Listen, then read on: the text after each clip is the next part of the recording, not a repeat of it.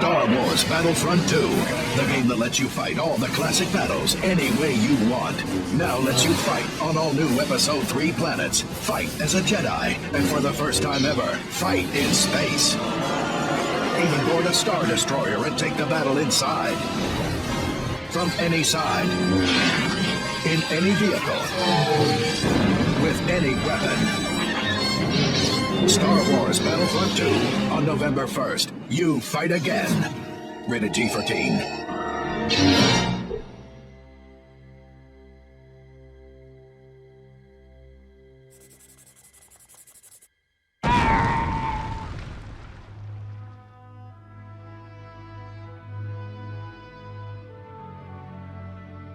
I can't believe it's been 20 years since the OG Battlefront 2 was released. Arguably one of the best Star Wars games of all time, but definitely my personal favorite. And I've been through my fair share of Star Wars games. Of course, the original Battlefront, every LEGO Star Wars game, and yes, even the Game Boy Advanced versions. Episode 3, Revenge of the Sith. I hate this one so much. Yeah, I know, I died for the 18th time, shut up. Jedi Academy, Jedi Outcast, Republic Commando, Rogue Squadron. All of these have great campaigns, but they lack a crucial element that make the Battlefront games so great. The ability to create your own story, fight your own battles, and take over the entire galaxy with an iron fist. I remember first playing it as a kid at a neighbor's house, and not long after going to GameStop to get a copy of my own. And those were the days, man. Sitting in the back seat of the car, holding the case in your hands while drooling over the pictures on the back and flipping through the manual. I miss the days of popping in a disc and getting right down to business. No updates, no sitting on a loading screen waiting to connect to servers. Just some credits to the developers that you can speed through, and it's go time. And Pandemic Studios did a great job with the title screen to get you amped up with the classic John Williams score and visuals from the movies. Something the PC version sorely lacks. At least the Classic Collection managed to get that right, but oh, looky here, it's been a year and a half and the reviews still suck! For the sake of most of this video, the footage will be from the PC version on Steam, just because the quality is better. I can record a PlayStation 2, but it's pretty unconventional. I have to use this rinky-dink AV to HDMI converter to go into my capture card, and it looks really bad. And the audio drops out sometimes. Plus, the overall performance is a whole lot worse than I remember on PS2. I've also put timestamps in the description if you want to jump around to certain sections or skip over one you're not interested in. Now let's get down to business.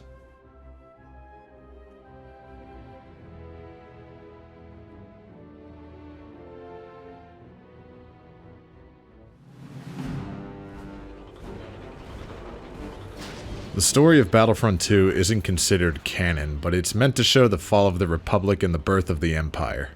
It starts at the very end of Attack of the Clones on Geonosis with a tutorial level that does a good job of giving you an overview of the game's mechanics. Command posts act as your spawn points for reinforcements and can be captured to gain more control over the map. You have vehicles that you can get in and exit at your own choice. No point system that requires you to choose a vehicle when you spawn, that you're then locked in until your next life. Here, if you see a vehicle, you walk up to it and take it. Even steal one from the enemy side, which becomes part of a later mission. And the various classes you can choose from depending on your task for your mission. Your standard assault class is okay when you're not sure what to expect out of the battle, since you have a loadout that's built for close and medium distance play. Heavies are great for vehicle takedowns, snipers for super long range, and unfortunately you can't go prone like in Battlefront 1, but you can still crouch for extra cover, and roll out of the way to make you a harder target for enemy snipers. Engineers have a shotgun and work as a support class with health and ammo packs. And they have this thing called a fusion cutter, which is a special tool for repairing health and ammo droids, or turrets that you find throughout the map, and your own vehicles and tanks. Plus 2 special classes that vary from faction to faction and have to be unlocked through fulfilling objectives or killing a certain number of opponents. You'll also notice some random pickups that occasionally drop from your teammates and enemies when killed. Gray containers with a red stripe hold universal ammo. The blue canisters have a Bacta solution that restores health. Yellow instantly replenishes your stamina bar found here in the GUI, which needs to recharge depending how much running and jumping you do. Green are called rally canisters, which reduces incoming damage for a short period of time, where red does the opposite and gives you a boost in attack damage. Those are the main mechanics of combat, but I want to focus more on the story for now. Spoilers ahead for anyone who cares. This mission also lets you get a feel for what your role is in this campaign during the in-game cutscenes that are narrated by Tamara Morrison. You're a clone trooper, part of the platoon called the 501st, and you're sent on various missions across the galaxy to different planets, either for an assault on the surface or to engage an enemy fleet in space. I already love this. It's cool to get a perspective from someone we either don't see a lot of in the films or even at all. Our clone doesn't have a name. He doesn't have any lines in the movies, unless you count this guy, but he was there at these battles. An everyman kind of guy, with a recorded personal diary with his thoughts as if he's telling us a story. It works out great. We already know the story of Anakin and Obi-Wan. There are tons of games dedicated to them. They do get mentioned here often, like in the first official mission, which is the Battle of Coruscant to save the Chancellor. And we even get to use them in certain missions. But Battlefront 2 helps put other characters and Jedi in the spotlight too. The developers even made sure each hero felt different by giving them their own unique attack animations and styles. Mace Windu is in the tutorial on Geonosis, Ki-Adi-Mundi for the Megiddo mission where we learn why he was there, to destroy what he was told to be a droid energy collector, but he was really helping retrieve a special energy source needed for the Death Star, adding to the grand ploy that Palpatine was playing. On Felucia, we work with Aayla Secura, where we need to wipe out the Separatists taking shelter on the planet, and try not to get eaten by Accolades. It's a simple mission, but the most intriguing part comes from the diary entry. When the 501st was finally rotated out of Felucia, Aayla Secura made a point of seeing us off personally, calling us the bravest soldiers she had ever seen. It's a good thing we were wearing helmets, because none of us could bear to look her in the eye. This is my favorite entry. It turns the cannon fodder nobodies we see in the films into an actual person, with the last couple sentences showing they weren't just robots without feelings, but troops just following orders that were programmed into their biology. It's a horrible fate for anyone. And that's a major point of this story. It gives you a chance to see the clones have built real relationships with the Jedi throughout this war. After Felucia, we move to Kashyyyk to help with the droid attack on the Wookiees. But when we arrive, there's a droid blockade forcing us into a space battle. Once we take out the support ships and heavy turrets, we're shown another cool game mechanic. We need to grab an LAAT and land it in their hangar. I like to call these squad ships. Every team has a variant that can hold multiple troopers at once, and it also acts as a mobile command post, which can lead to some interesting gameplay maneuvers when attacking from the inside. And that's exactly what we do by destroying some of the main systems on their ship, and then steal a holocron with their army's battle plans and head back to our hangar, where we hear another interesting monologue. As the 501st finally broke through the Sept blockade over Kashyyyk, I took a long look back at the battle that continued to rage over the planet, and wondered why so many had to die for a bunch of walking carpets. Then I followed my orders and turned planetward. This shows that our troop isn't too keen on helping out the Wookiees, and personally sees this as a suicide mission, but then, without question, follows his orders, like he has no other choice. And down to the surface we go, to one of my favorite maps. And through the opening entry, we're able to see our clone change his perspective on the Wookiees by saying this. When we arrived on Kashyyyk, things were just as bad as we feared. The droids had us outgunned, outmaneuvered, and outmanned by a 5-to-1 margin. What none of us had counted on was the Wookiees. We'd all heard the stories, of course, but we'd never fought next to them. Never seen them rip apart a droid with their bare hands. They were magnificent. Even so, it was still a suicide mission. At least it was until Master Yoda arrived. Then it became a battle. A winnable battle. After a massive standoff on the beach, we fall back into the base to protect the oil refinery in the back. I'm not sure why, but when I think of this campaign, this section always comes to mind. It's not overly difficult, but maybe I had trouble with it back in the day. If we succeed, our efforts are rewarded with the arrival of Yoda, and we have to make a mad dash to take over the rest of the map's command posts, really getting to take advantage of the speed boosts and force abilities that the Jedi have in this game. Our next mission will be the last on the side of the Jedi, on Utapau, helping out Obi-Wan hunt down General Grievous. This is one of the rare instances where we actually get to engage in a lightsaber fight from the films. Except it's way more fun to flip the script and do what Obi-Wan should have done and just force push him off the ledge. It's comical here, but this probably wouldn't have actually worked. I bet Grievous would have latched onto the side of the cliff somehow and came back. But it's still a fun version of the fight to play out here.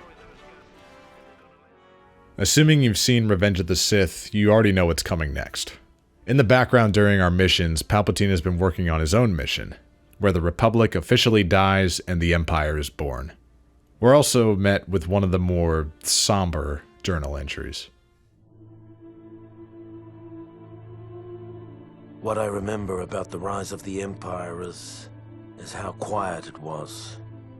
During the waning hours of the Clone Wars, the 501st Legion was discreetly transferred back to Coruscant. It was a silent trip. We all knew what was about to happen, what we're about to do. Did we have any doubts? Any private, traitorous thoughts? Perhaps, but no one said a word. Not on the flight to Coruscant, not when Order 66 came down, and not when we marched into the Jedi Temple. Not a word. Yes, it's time to attack the Jedi Temple on Coruscant and wipe out all of the Jedi.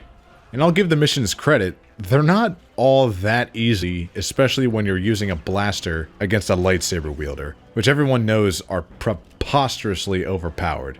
It can be frustrating when you're trying to dodge blaster fire and not get too close to a Jedi, but it's nowhere near impossible. Eventually Anakin does make his way in and you get to play as him, while you take out the rest of the Jedi, ensuring nobody is left that could stand in the way of the Emperor achieving his powerful position over the galaxy. It's also here that we transition from clone troopers who fought for the Republic to Imperial stormtroopers who fight for the Empire. After that, you'll notice a lot of missions that aren't included in any of the films. We go back to Naboo in an assault against the new Queen since the natives weren't liking Palpatine's new plans for the Empire. From there, we move to Mustafar to take out a Geonosian named Delso, who was continuing to make his own droid army behind Palpatine's back. Well, we can't have that, so we take him out, and orbital strike the facility to take out the final CIS army. It's the only time in the entire game we get to see stormtroopers fight against the droids. A similar event happens on Kamino, where an army of clones bred to rebel against the Empire are being trained. Kinda like the stormtroopers and the droids, now we get to see stormtroopers face off against the clones, alongside Boba Fett, and obliterate the systems keeping the clone pods alive so they can't make any more troops, and then stop the remaining soldiers from evacuating the planet. It's pretty messed up when you think about it. Next is a part of the story that always confused me. Prison break on the Death Star. A team has broken out of the cell block and one manages to get his hands on the Death Star plans. But then one of our tasks is to stop the rebels and retrieve the plans. We even run it back to a computer in the cell bay and head back to one of the hangars to stop them from escaping. And we're told by the announcer that we did a good job and Vader will be pleased. Well done, Lord Vader will be most pleased with your performance. But our ending journal entry contradicts that. After the embarrassment of the prison break, Lord Vader removed us from our comfortable belay and began dragging the 501st across the galaxy in a dangerous hunt for the now missing Death Star plans. Apparently they still got their hands on the plans, and it turns into a wild goose chase with us going to Palis Massa, where I guess the Empire managed to track the transmission to? I don't know, the transport was probably on the Death Star's insane Imperial Wi-Fi and shot out the entire schematics to the Death Star in the couple minutes we spent destroying it. So it's kinda like Rogue One in the end. Sort of. Everybody dies, spoiler alert. Even the next mission ends in a flop for the Empire since the real copy of the planes isn't here.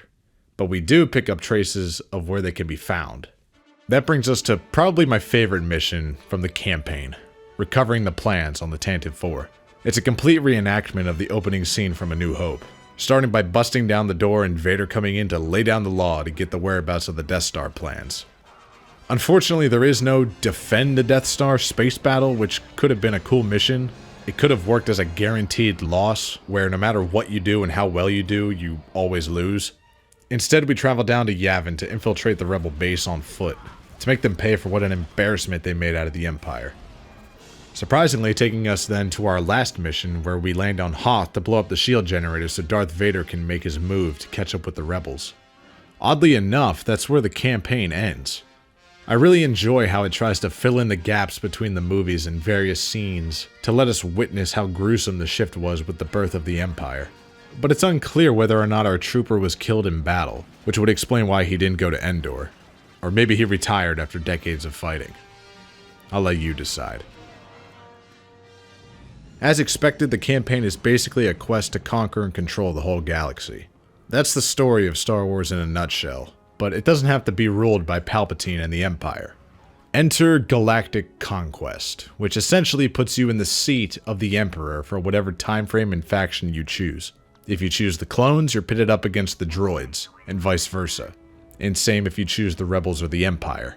Both teams will start off with a capital ship somewhere across the galaxy, and you'll see various planets glowing blue, which are your planets and ships, or red, which all belong to your enemy. It's kind of like a board game setup where you each go one turn at a time, moving your capital ship from spot to spot until you land at an enemy planet, where you can launch an attack. At first, you only have access to the normal assault class, and that's because you need to use the credits you acquire through your battles to buy other trooper classes. The winner of the battle will be rewarded with more credits, but it'll still take several wins to unlock every class. But that order is up to you. If you find a good combination of close and long-range troopers, unlock those and spend the rest of your points on special perks. Some of them are unique only to Galactic Conquest, like these cool turret stations that deploy at your command posts. If you're willing to spend more credits, you could get Sabotage, which will damage enemy vehicles when they spawn, or enhance blasters that amplify all infantry weapons. This is where map knowledge comes in handy when deciding how to spend your credits.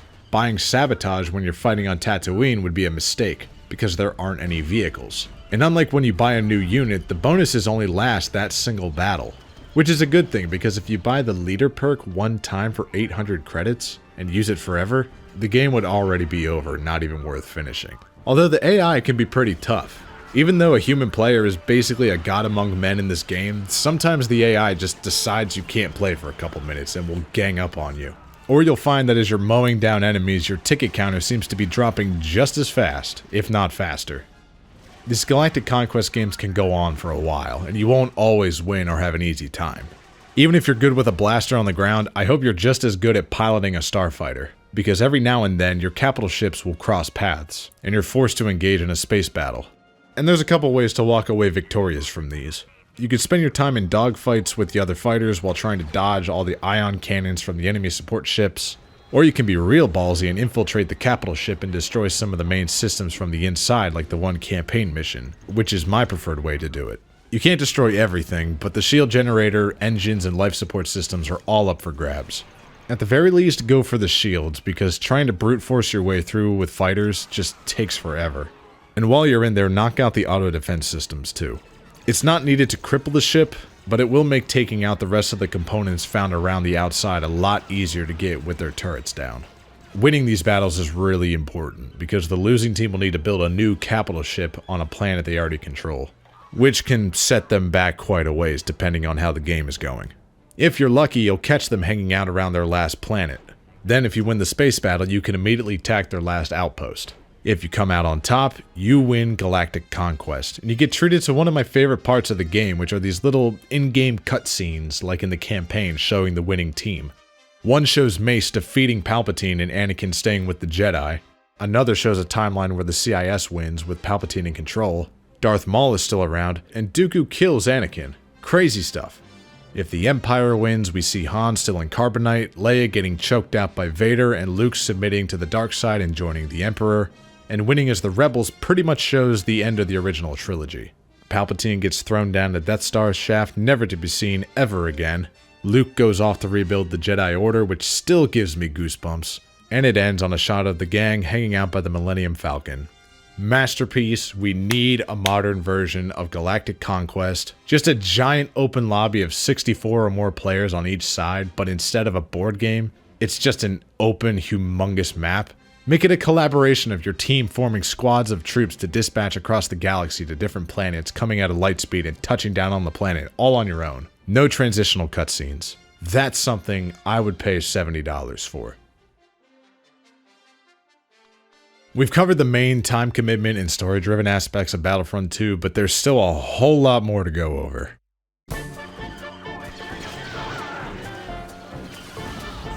Instant action is the playground portion and probably where you'll spend most of your time.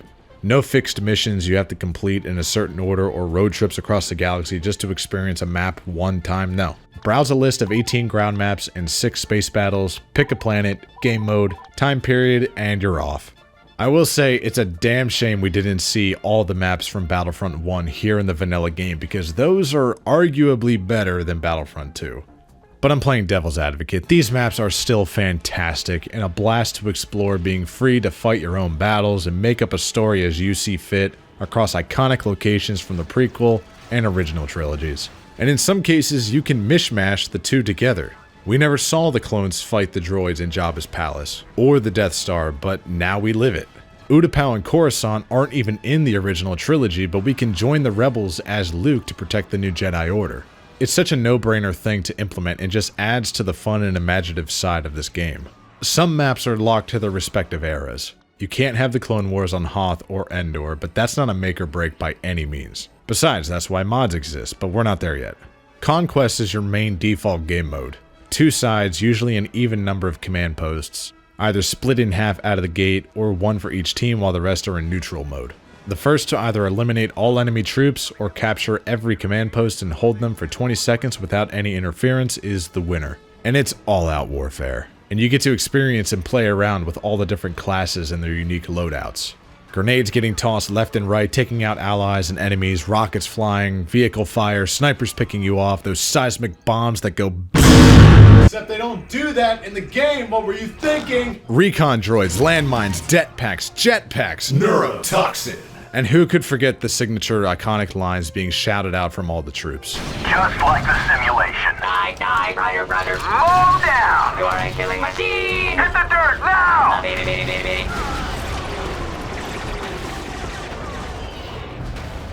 And like the campaign, you can play as the hero characters as well. They can be temporarily unlocked with good performance or a timer, which can be tweaked before starting a match, and they still have the same health bar mechanics as the campaign too. You'll get the little lightsaber bar that'll slowly deplete as time passes, but if you continuously kill enemies, you'll be able to prolong your rampage. You might also notice some other reward perks you can earn with the various trooper classes.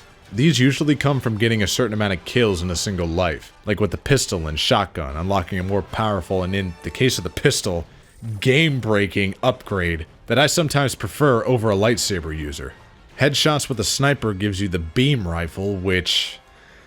oh, I don't like this one. I can't even zoom in as far with the regular sniper, this is useless. Or you could be a heavy and go hit critical points on a vehicle with the rocket launcher, which unlocks the homing rocket, which is also one of Chewbacca's weapons. You might see some other perks from time to time if you're really kicking ass. And as you do better and continuously get these perks, the requirement for them actually lowers. And by the time you get a given perk 64 separate times, you have it immediately when you spawn. And you can check your progress on these in the career tab on the main menu. Now you can't change or turn this off unless you make a new in-game profile, but luckily the devs seem to have considered a way to not have to use the upgraded weapon, because if you hate the beam rifle as much as I do, you will actually spawn first with the regular weapon, but if you switch from your secondary back to your primary, you'll have the upgrade. Not sure if that was intentional, but I'm not complaining. When you smash all of those elements together, it's absolute chaos, with a pretty good spread of maps. Some are pretty close quarters, like the Tantive 4, where your AI teammates are always getting in your way, or like some portions of the Death Star like the cell block and the tighter corridors, which is quite the contrast when you look at the open beaches of Kashyyyk, or the desolate swamps of Dagobah that gives you a little more space and freedom. Some maps even find a good balance between the two. Mos Eisley has some decently wide common areas and open streets, with the close quarters of the cantina and some tight alleyways that you can duck into quickly to take cover. Coruscant has this wide open hall of broken pillars for cover and then whatever this room is. I always thought this was the archive room, or maybe research, whatever. It gets up close and personal in here. Even Hoth, of course, has its signature vast snowy plains, but also the sprawling hallways of Echo Base that always made me feel a little uneasy as a kid for some reason. Looking down the long halls, just waiting for a lone trooper to turn the corner, and knowing only one of us is walking away was always a creepy feeling. You'll also find tons of fan service throughout with little hints to the films. The trash compactor, conference room, tractor beam terminals, control room where the droids hang out, laser cannon, swingy pit with the control panel, all in the Death Star alone. Jabba's palace has Han frozen in carbonite, the Rancor with this cool little glitch that gives you tons of drops, Gamorrean guards that can kill a Jedi in one hit, and this guy.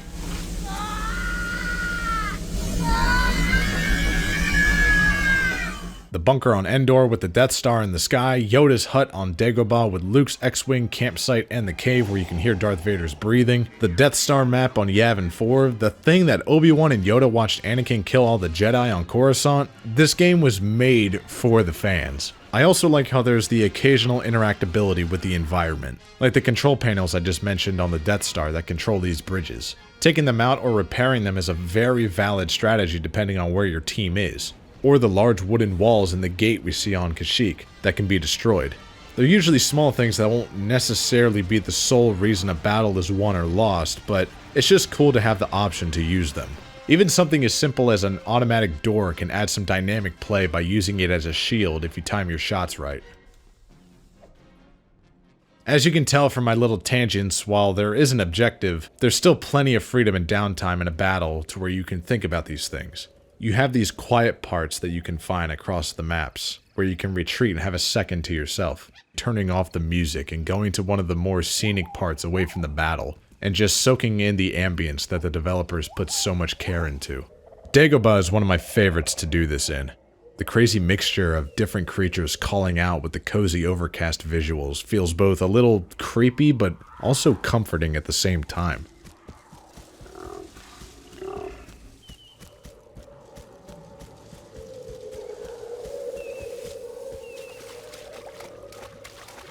There are some other game modes aside from Conquest to take a look at too, like good old Capture the Flag. This will usually shift around the command posts a bit or even get rid of some, and will either give a flag to each team to defend and capture, or one in the center of the map to go fight over. Hunt is an interesting one that isn't available on every map, really just the ones that have an iconic native species other than the four main factions, like the Tusken Raiders and Jawas on Tatooine, the Ewoks from Endor, the Geonosians from the Geonosis, and the completely roided out Wampas on Hoth.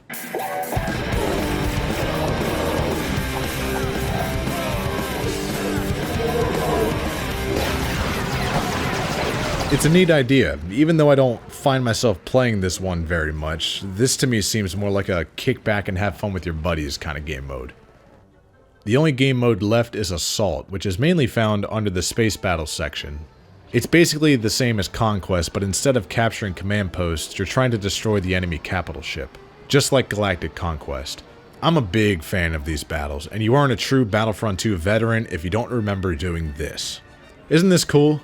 I don't even know how or why I figured this out as a kid. And you know, I've always wondered if it was possible to win a space battle using only a trooper's weapons, like the Marine with its rocket launcher and grenades. I wanted to test this out, and it seems rockets have enough airtime to reach the enemy ship if you get in the right position, like here on Space Megiddo. The idea was I would fly inside, take out the shields, engines, and life support from there, then go back outside to take out the rest. The only problem that prevents me from doing this though is that the Marine doesn't have the homing rockets. Some of the ship's main systems are found on the back, or some other spot that's inconvenient or borderline also impossible to hit with a straight shot rocket. Such a heartbreak. I've never seen someone win like that before. Maybe I'll mod in a homing rocket and see how long it would take. And well, maybe not, since I took a closer look at the rockets, and while I can hit certain parts of the ship, the rocket actually despawns before I can hit anything important. Not sure if the homing rocket would last any longer. Anyway, Assault can also be found on Mos Eisley, but here it takes on a whole different meaning. We're not fighting in space with fighters, oh no. This is all-out warfare with every hero in the game, which is probably where most of us spent the majority of our time with this game, let's be honest. It's just dumb fun and neat to lock sabers for once, because we really didn't get much of that anywhere in the campaign aside from Operation Nightfall. And to be honest, the saber combat in this game isn't really anything special. You can utilize blocking and force pushes and pulls to add more variety than swinging your saber around like a baseball bat, but the fights are generally pretty quick for most people, unless you get into using crazy rolls and baiting each other over and over. It's not like Jedi Academy or Outcast, where it's a little more slow-paced and takes a while to knock each other's health down. No, this is 3 or 4 swings and you're done. but I think it's okay. This game mode is meant to be sort of an arcade-style, fast-paced, intense, albeit sometimes frustrating experience. And you'll quickly notice the care put into each hero since they aren't just copy and pastes of each other. Every Saber user has their own moveset and force abilities in some cases, which makes them feel unique and can really influence your playstyle. Some are really good at sprint attacks like Darth Maul, Aayla Secura, or General Grievous. Some have a great jumping strike like Darth Maul, Luke, Mace Windu. Darth Maul is the best, by the way. Use force push and pull to your advantage. Light someone up with lightning even though it kinda sucks. Or be a dick and just choke someone and attack while they recover. And one of my favorite little Easter eggs is with Anakin and Obi-Wan. Everyone knows this scene from their fight, and I've heard some say that they don't get it. Why are they twirling so much? It's just for prequel fanfare. Well, it's meant to show how on par they are with each other. That through their time fighting the war, they are like two halves of the same person. They know each other so well that they have the same fighting style. They show that in this game with their characters by giving them the same attack animations. Just a cool little touch that they really didn't have to do, but it makes complete sense. It kinda sucks playing by yourself sometimes though, because the AI leaves a lot to be desired in a game mode like this. But luckily, at least on the PC version, multiplayer for Battlefront 2 is still a thing, and for being 20 years old, it's surprisingly moderately active. There's usually at least one decently populated public server with a decent ping running with a couple dozen people, which is plenty to get a quick fix of some fast action. But I'll warn you now, be prepared to suck for a little bit when you first play online. I suggest you practice shooting while strafing and no-scoping with a sniper class. And keep an eye out for opponents that you can one-shot without buffs or headshots, those being the Jet Trooper, Dark Trooper, and ironically enough, the sniper class itself. And then for close quarters, get familiar with how to toss det packs and defuse landmines with the fusion cutter. And or the heavy to one-shot with rockets and plant landmines yourself in strategic spots, which is what most everyone else is going to be doing too. And when in doubt, roll. Roll, roll, roll like your life depends on it, because it pretty much does. Some might call it cheap and lame, but it's how people play. If you sit still in a firefight for more than a second or so, odds are you're gonna lose. It can be frustrating when you have a bunch of people that know what they're doing, but if you learn to play like a prick, you'll probably catch on pretty quick. Or get some buddies together and start up a private match so you can set up your own rules, roleplay, or just mess around. You can even do it right in the game and set a password so no one else can join. You don't need any shady third-party software. And keep an eye out in the server browser for maps written in yellow text. Usually it'll have a message that indicates something is missing from your game. And that's because it's an addition that someone installed themselves that isn't part of the vanilla game. Which has got to be the best thing that ever happened to this game. I'd say it's the main reason why I managed to rack up over 300 hours on the Steam version. Even though the base game is phenomenal, if you haven't tried installing a few mods to alter the graphics, add new characters or maps, oh boy are you missing out. And there's tons of them. A lot of them are great, some of them are not, but they're still cool anyways. And some that basically turn Battlefront 2 into an entirely new game. I said in the beginning how this game would be borderline perfection if it included some of the other maps from Battlefront 1. Well, here's Hero Assault on Renvar Citadel with some additional heroes. You lucky bastards on Xbox were already doing this back in 2005 with some DLC that dropped only for that system, which gave you a few of the old maps in both Asajj Ventress and Kit Fisto, the latter of which is a complete badass and ridiculously overpowered. There's a little something for everybody on the mod website to keep you busy for hours, especially for the packs that are trying to create the magic of what would have been Battlefront 3. Oh, the golden child that never was. I made a quick video last year pondering whether or not Battlefront 3 would ever happen. And no, the reboots from the 2010s don't count as a Battlefront 3. I'm talking about the original follow-up to the classic Battlefront 2 that was axed pretty close to the finish line apparently, which is one of the biggest letdowns across Star Wars video games that everyone was looking forward to. But leave it to the brilliant modding community to make our dreams come true. Boom! The Battlefront 3 mod is probably the closest thing that we'll ever get to what the official sequel was going to look like. Look, I'm ramping this up because I still get a kick out of this stuff. I don't even know how they did it. I tried to make my own custom maps once and I couldn't even place any assets without a tutorial. But these guys went above and beyond. In Battlefront 1, we were strictly fighting on the ground. Yeah, we had some starfighters, but we weren't dogfighting in outer space. Battlefront 2 fixed that. But what if we had both? I don't think I only speak for myself when I say that the concept of ground-to-space battles was the most exciting gameplay mechanic that fans were looking forward to. Being able to arrive on the scene in your team's capital ship to load up your gear, jump into a starfighter, and maneuver your way down below to either set up shop for a ground assault, assist your team with some airstrike type attacks, or keep your sights on the enemy capital ship and infiltrate it like we did in Battlefront 2. But have it be more complicated with winding hallways and more critical systems to hunt down and destroy from the inside. Let's not forget all the new classes that they add too, new weapons, sound effects, and heroes. Check out this orbital strike. Absolutely phenomenal. This is reason enough to buy Classic Battlefront 2 on Steam for a measly $10. Not the Classic Collection. It's more expensive and apparently still a worse overall experience. I'm still heartbroken about that. Go buy Battlefront 1 and 2 separately on their own. Heck, Battlefront 1 has some pretty cool mods and maps too. And these are free, by the way. But most of the big modders do accept donations if you're feeling generous for their incredible work. They deserve it. I have yet to play any of these Battlefront 3 maps online with other people, and I want to make that happen somehow. If you've made it this far in the video, can you help me make that happen? Online servers support up to 64 players.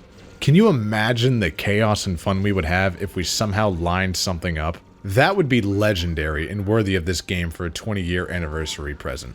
I've also put my fair share of time into the new, and it feels weird to still call it the new Battlefront 2 since it came out 8 years ago! Holy shit, time's moving faster. I almost don't think it's fair to compare both renditions of Battlefront 2 against each other because they are inherently very different games that just ironically share the same name. But think about just for a second, the time gap between these two games is 12 years, almost to the day. And the graphical upgrade alone is phenomenal. Sound design is always fantastic and computer hardware is on an entirely different planet compared to 2005. What could a new Battlefront 3 look like if they made it today? And made it solely for the fans. Resurrect the original plan and design it from the first Battlefront 3 concept and bring it to modern day. That would quickly turn into the biggest smash hit and successful Star Wars game of all time. Only if they did it right. Hell, Battlefront 2 2017 just recently hit record numbers for online players at a given time, just over this past summer. It's insane. There's definitely a player base that would be interested in another sequel.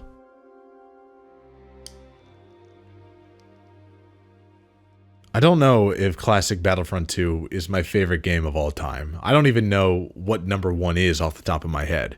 But this easily has to be in my top 3. But in this single franchise, I do know for sure that it's my favorite and one of the very best Star Wars games ever made.